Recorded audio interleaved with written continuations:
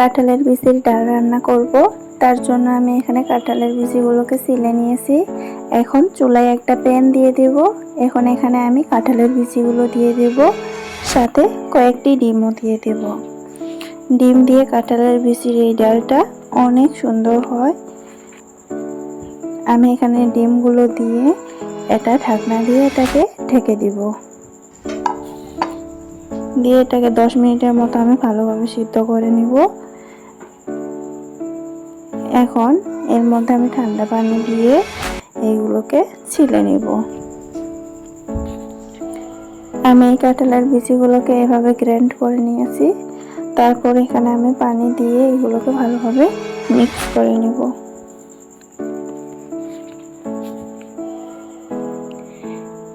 এখন এখানে আমি 1 টেবিল চামচ হলুদ গুঁড়ো দিয়ে দেব, 1 টেবিল চামচ ধনে গুঁড়ো দিয়ে দেব, হাফ টেবিল চামচ জিরে গুঁড়ো দিয়ে দেব। আমি এখানে 15টার মতো মরিচ কেটে নিয়েছি, মরিচগুলো দিয়ে দেব। এগুলোকে এক সাইডে রেখে আমি ডিমগুলোকে ছিলে নিয়েছি। এখন এটাকে একটু কাঁচড় দিয়ে নিব।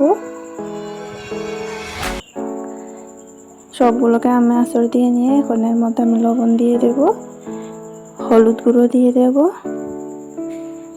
দিয়ে এগুলোকে মেখে নেব। এভাবে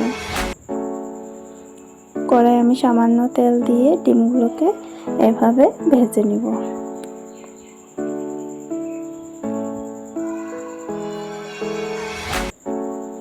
আমার ডিমগুলো ভাজা হয়ে গেছে। এখন আমি এটাকে তুলে এক সাইডে রেখে দিব।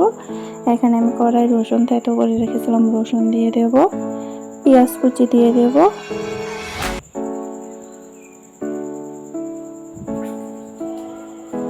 সামান্য একটু গোটা জিরে দিয়ে দেব। এখানে এইগুলো যখন হালকা ব্রাউন কালার হয়ে আসবে, আমি কাঁঠালের বিচি যেটা ডাল রান্না করব সেটা এখানে ঢেলে দিব।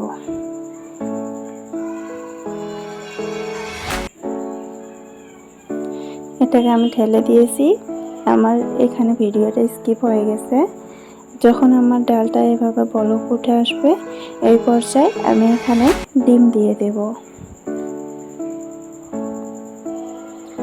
ডিম দিয়ে এটাকে ভালোভাবে আমি 20 মিনিটের মতো এইভাবে ঢাকনা ছাড়াই রান্না করে নেব।